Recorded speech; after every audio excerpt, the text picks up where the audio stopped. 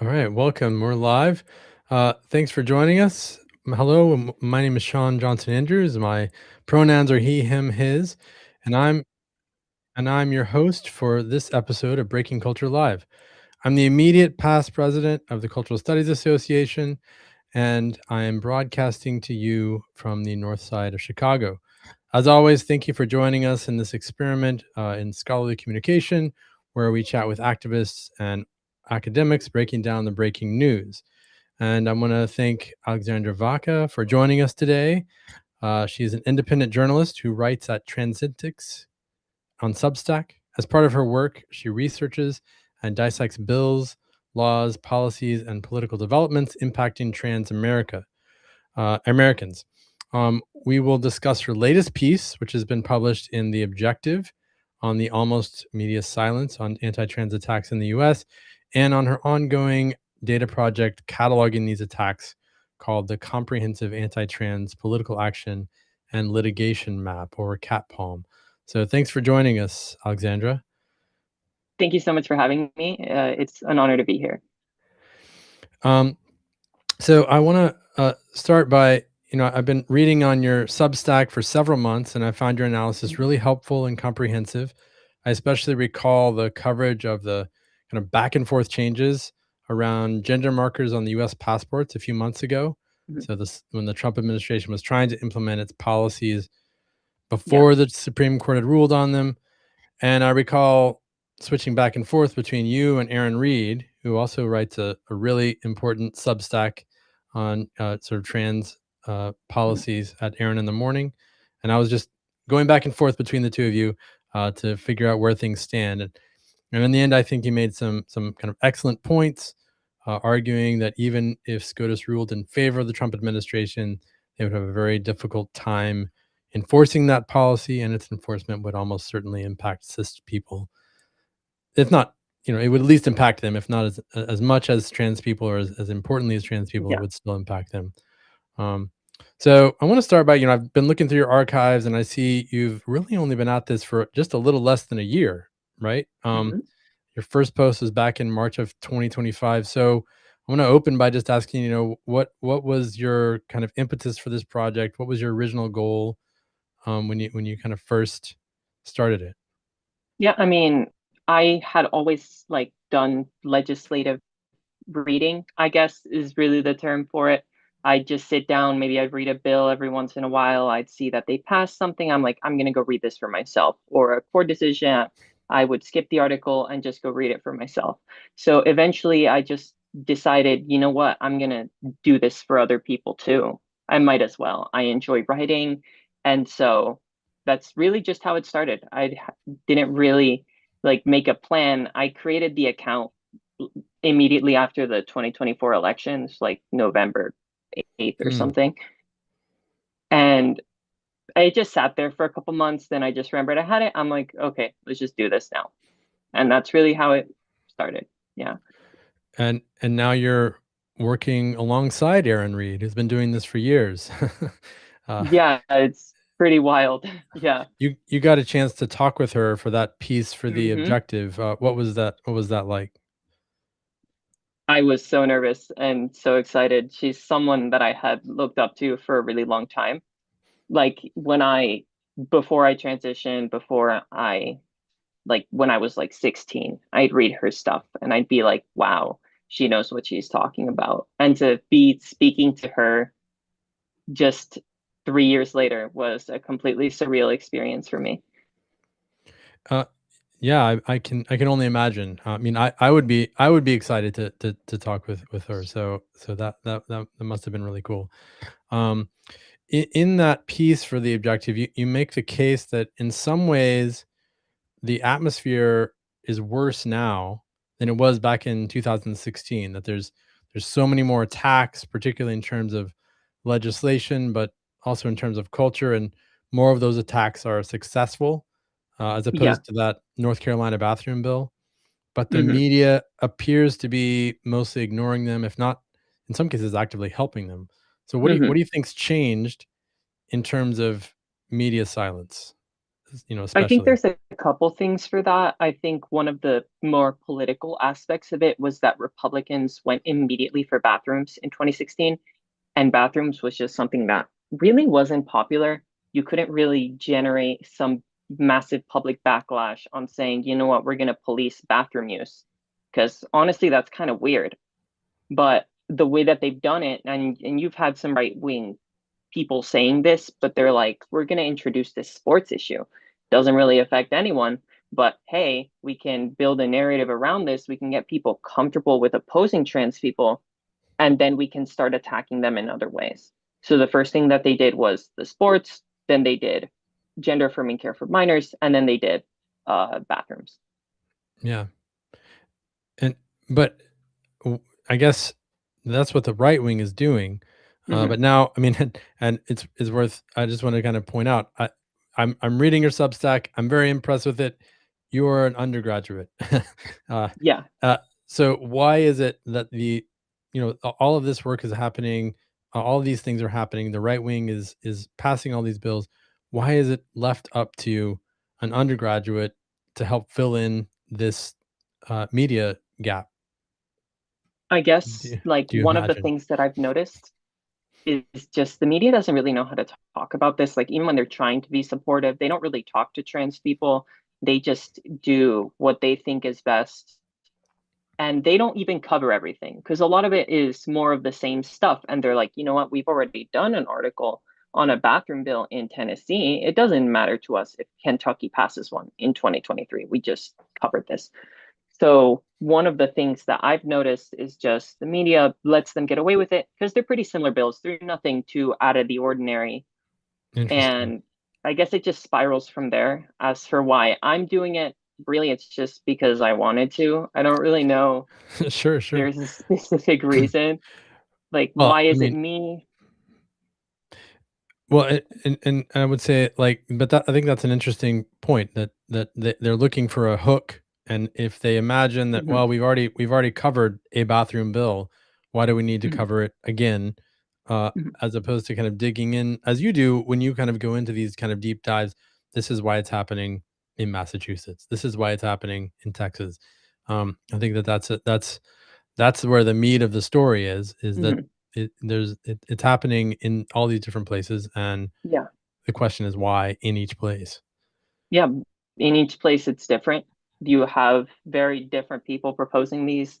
Some of them are moderates, some of them are like these really weird extremists. And it's the same bill. It's the same bill written at least in the beginning by the same guy.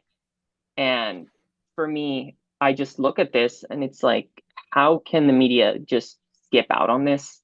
I know that they exist to drive clicks, but I mean, an acknowledgement would be nice. Sure. I think for these laws that are affecting so many people to have something like this be ignored completely, it is just heartbreaking.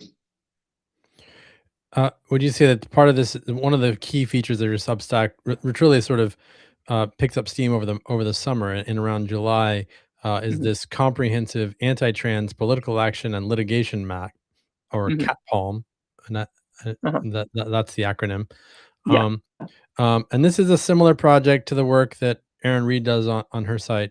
So can you say a little more about this project, Mhm. why you started it, and what insights you've gathered from it? What do you, I mean, I guess, what do you think yours is capturing that these other maps don't? What kind of inspired you to Uh-huh. do it, and what are you doing differently there? To be fair, Aaron Reed's map doesn't get into like the nitty-gritty policy.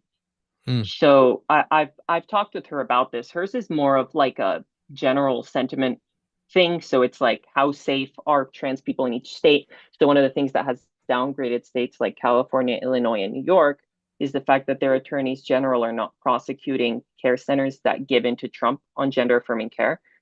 mm, So that's one of the things that I've noticed about that map. The real thing that made me do it was the Movement Advance project, the LGBT map.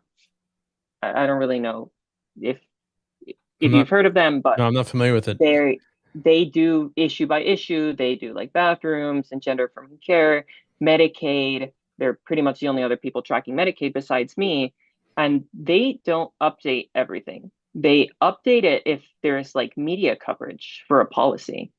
But if there's no media coverage for a policy, they don't check, or Interesting. at least they haven't checked.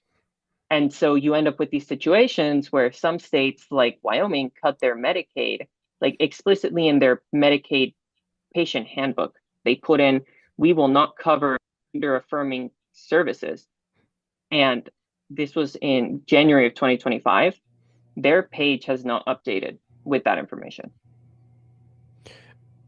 And so, in a way, keeping track of this then also helps you kind of notice where the hotspots are, and then maybe also find out where there are these interesting stories about particular states and about the sort of way that those bills unfold or get kind of implemented. Is Yeah, that fair to say?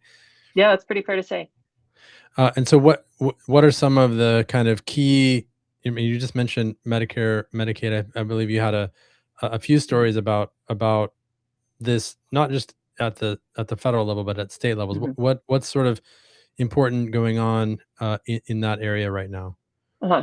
So for Medicaid, the biggest issue, and this has actually been an issue for a while. If you go back to 1982, Arizona implemented an exclusion for gender affirming care for gender affirming surgery. Sorry, they cover the rest of it, but not the surgery. They've had that since 1982, and they've never gotten rid of it. And one of the things that us trans people have had to fight against is the idea that our care isn't necessary. So this whole problem of, oh, it's elective, these people can live without it. Uh, this care, taxpayers shouldn't pay for it because it's a choice, but it's not. It's really just not a choice.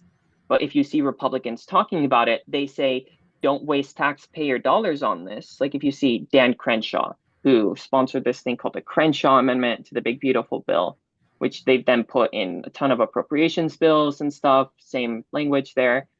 It's just really this idea of, you know what, these taxpayer dollars shouldn't be funding this stuff because it's a choice and we need to stop this. So states like Kentucky, let me think here. Kentucky, I know passed this fairly recently. South Carolina, South Dakota, Iowa passed this. So they had a court ruling in 2023 that said you have to cover it. And then they removed the discrimination protections that that ruling was based on, and Sure. they passed another law saying taxpayer dollars will not go towards Medicaid funding for gender affirming care and it will not be covered. This was after the governor removed the sort of protections for trans people. Is that Yeah, this was at the the same trajectory time. there? Yeah. Hmm. Okay. Uh, well, so this, I mean, there's two things that kind of kind of reminds me about. One is you've done a few pieces, kind of talking about the rhetoric within the trans community that Hmm. you think kind of helps, or I guess a need to switch to sort of adjust some of the language. I don't know. I mean, some of this is also a bit.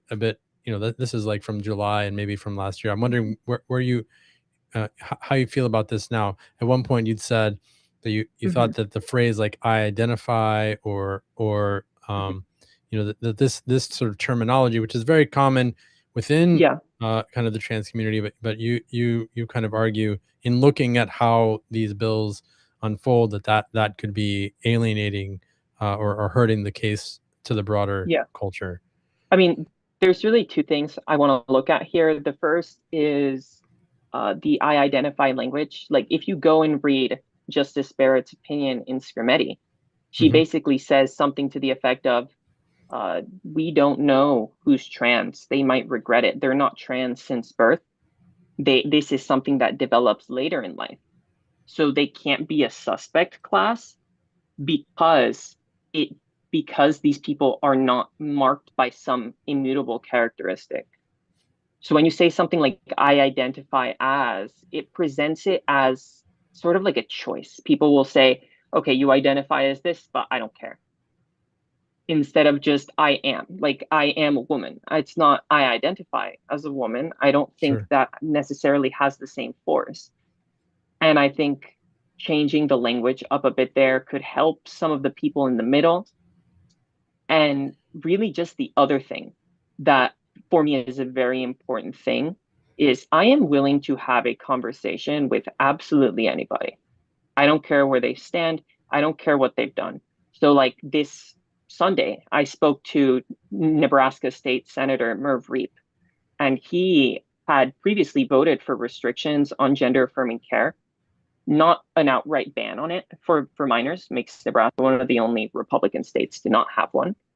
And he voted for a ban on trans people's sports participation last year while opposing a bathroom ban. And so I got to ask him what his thoughts were on these bills that were proposed this year. One would expand the restrictions on gender affirming care to be total. Another one would allow detransitioners to sue their medical providers for malpractice if they regret it at any point, even if they followed the care guidelines. And another one is just the bathroom ban that he rejected last year. And he told me, no, like, I'm not going to support this. I think that for the care, this should be left up to families and patients and doctors. And just hearing that, I'm like, well, that's fantastic. I know he's a Republican. I don't agree with him on Mm. everything, Yeah, but he's an I, interesting character. That story that oh, you he's wrote an about him, interesting character. he's an Yeah. interesting character, right? He, Mm-hmm. I mean, because he's the one who's basically prevented most of these restrictions in Nebraska from Mm-hmm. taking place. Yeah, I don't agree with him on everything, but I think he has character, and being willing to speak with him is important. He, even he told me himself, he was like, speaking to people like you makes me reinforces my view that this is the right decision, that this is the right position. And I think more of those conversations need to be had. How do you? I mean, as a journalist, like, how are you making these contacts? Is it something that you are? It's easy to get in touch with these people once you kind I of find mean, out who they pretty are. fairly, state senators not particularly busy. Like they are, but they're not like Congress people, right? And especially in a state like Nebraska, I just contacted his office. They got back to me a few days later. Sorry, and we set up a time for that. Yeah, that's an interesting story, and he's an interesting character for sure. So he's Uh, an interesting character.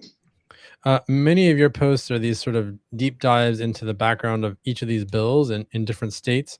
But I guess it maybe just a few days ago, or maybe it's been a week. I'm not sure how long ago you did this piece on Matt Sharp, and I think you kind Mhm. of just referred to him, indirectly.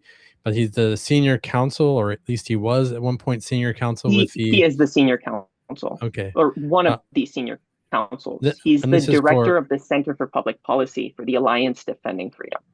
and for those who don't know, the Alliance Defending Freedom is the organization that's been behind really policies not just around gender affirming care or transgender care, but also abortion. Mhm. They're kind of like a.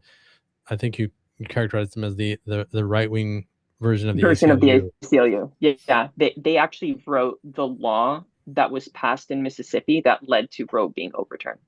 Right. Uh-huh. So that's quite a story that in some because you haven't there hasn't been many profiles of Matt Sharp.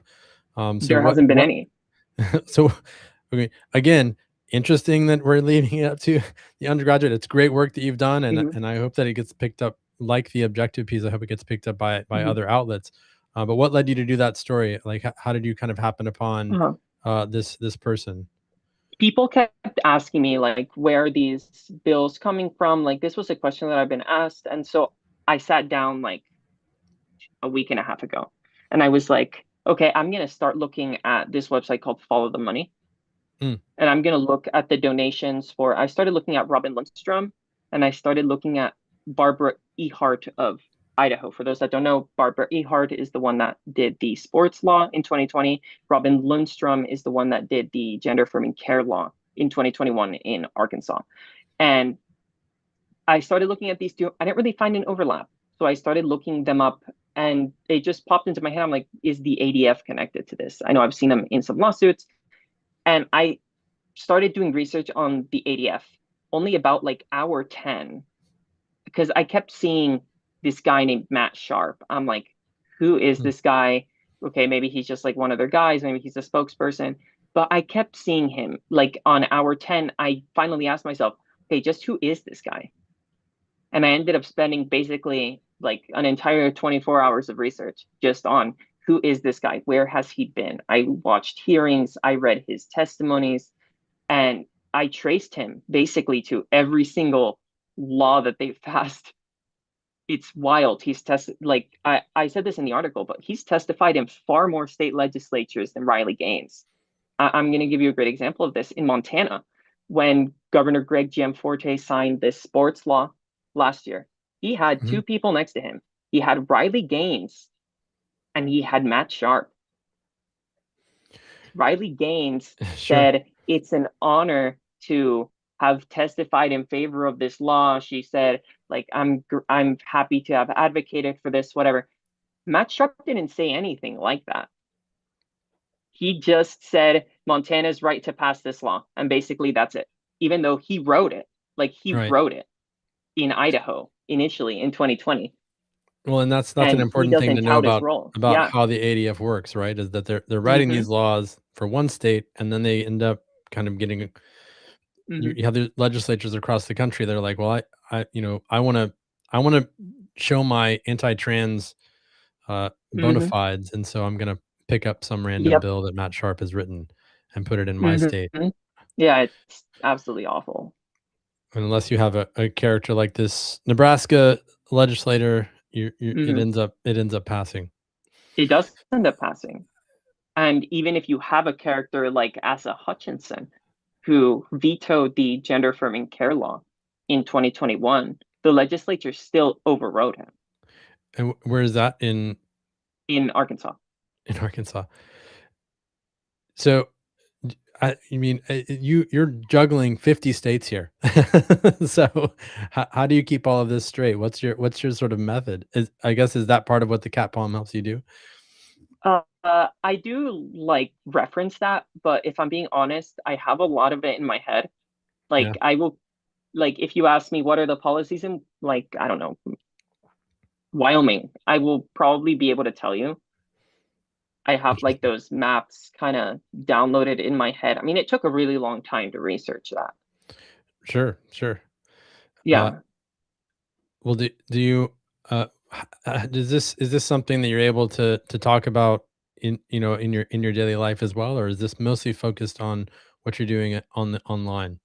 So I I mean, guess sure, do I you have do talk you have a about it community? sometimes. Do you have a community that you're able to Uh, connect with? yeah, I bring it up sometimes, and then people just give me weird looks. Like I'll just I'll mention something extremely specific in one of my classes, and everyone's gonna be like, "Okay," like. But no, I mean, I enjoy it. I like reading this kind of stuff, and I guess you read enough of it, and you just remember it, I guess. Well, maybe the flip side of that question is, I mean, this does seem this has a very personal Mhm, relation to you. I mean, you know, one of your pieces that you wrote after Scrimeti, you kind of talk about uh, mhm. moving from Texas where they don't allow this care, being able to get it, you know, now, um, and so these all have a very personal impact on you. Yeah. Um, so I mean, I don't know if you want to say anything about that, but also, is there a way? What do you do to disconnect, or is this part of your disconnection? I mean, look, I struggled a lot. I was raised in Texas. I'll just give this background here again. I was raised in Texas. I realized I was trans at 15. At that point, Ken Paxton, he was doing this thing where he was like, I'm going to investigate parents that give their kids gender affirming care for child abuse, even though I don't even know how we got access to those records in the first place. I don't even know how we found out who was giving that care. But then the courts told him no. And so the next year, I mean, that court battle itself took a while. But the next year, the state passed Senate Bill 14 and they just banned it. So at that point, I'd come out to my parents and I was like, I need help because I'm really struggling. And therapists were afraid to see me because of how vague the law was. It took me like two This months. bill wouldn't just ban it, but actually make it a crime for people It, to a help with lot of that? these make it a crime. Hmm. A Yeah. lot of these make it a crime. and therapists, they don't exactly know what the line is. So they were afraid to meet with me to the point where I was struggling. I was pretty suicidal and I could not get help for it. And when I turned 18, this was in 2024, when I turned 18, within 4 days, I had started hormones.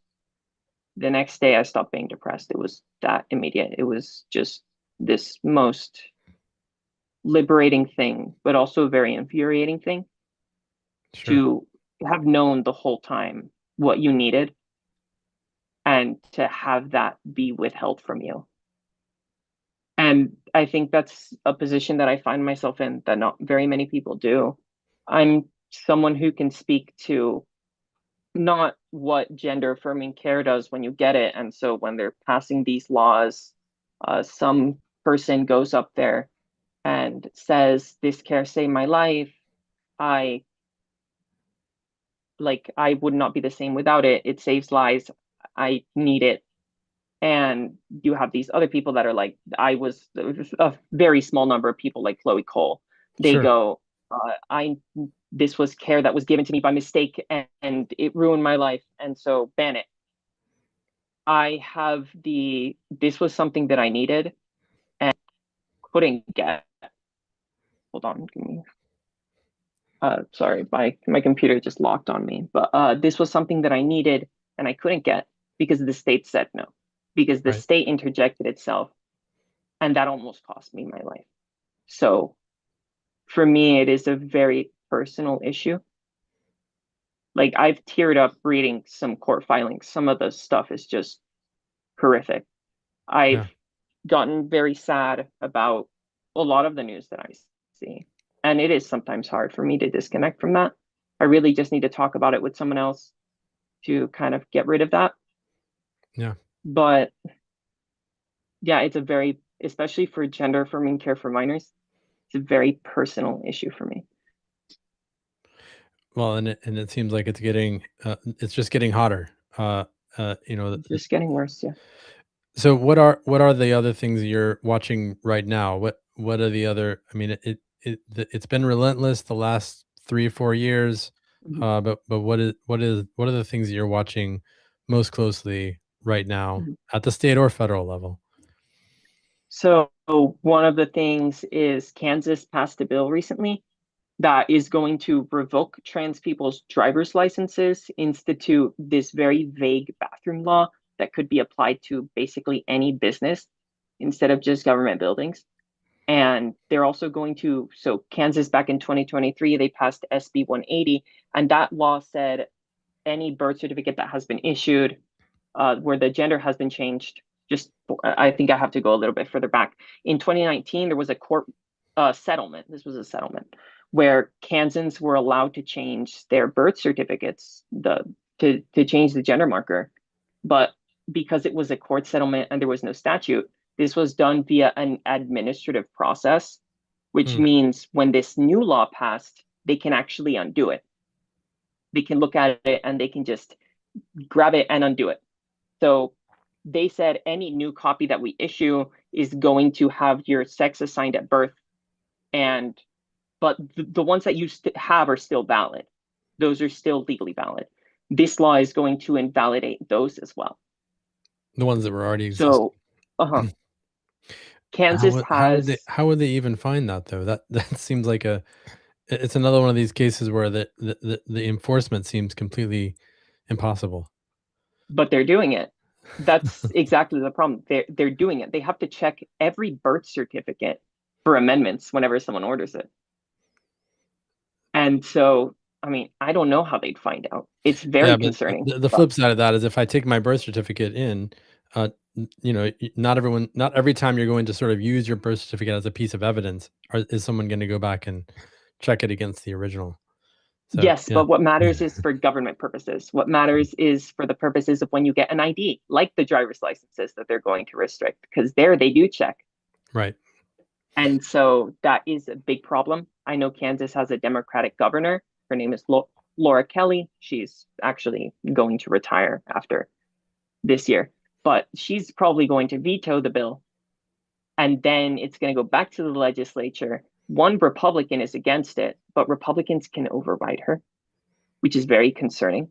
So if this they need to lose, I think it's 3 or 4 more Republicans would need to vote against it for the veto to not be overridden, and I don't think that's going to happen. So that's one of the things that I'm watching for. Another thing that I'm watching for is the HHS rule, where they're Sure. going to put the Medicaid conditions of participation, the Medicaid and Medicare conditions of participation for anyone that provides gender-affirming care to those under 18. Other developments in other states, I know Indiana is passing a bathroom law. I know, God, this is getting so complicated.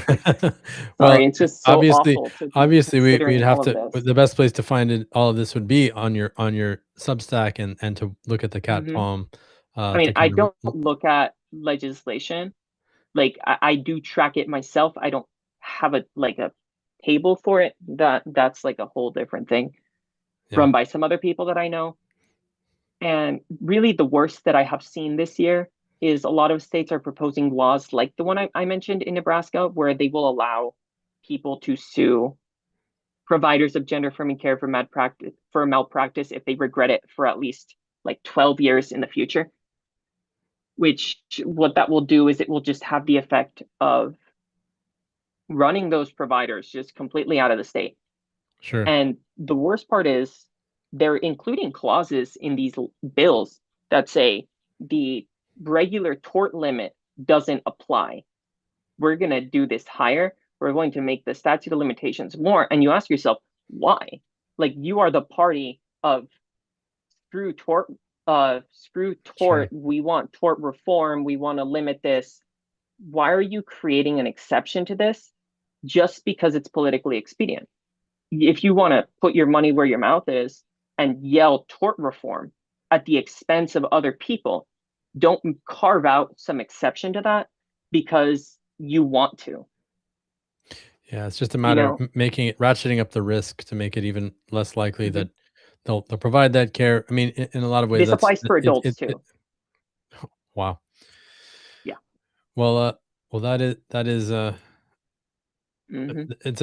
and this seems like a new tack, you're seeing Yes. in a bunch of these bills. I know Missouri has one, Nebraska has one, probably more. Well, I really appreciate you talking with us about this, and we'll put links to your Substack, and to the, especially to Hmm. the sort of Cat Palm page for folks to kind of check it out. Um, and I appreciate the work you're doing, and Thank you. I hope you'll kind of keep it up. And yeah, so It was thanks. really nice talking to you. Thank you so much for having me. You Uh, bet. Well, bye. this episode will be available on the Breaking Culture Live YouTube channel. So share it with your colleagues. Let us know if you have any ideas for future episodes, or invitees, by emailing us at breakingculturelive@gmail.com. Again, I'm Sean Johnson Andrews. Um, Check out my Substack at breakingculture.substack.com. Until next time, take care.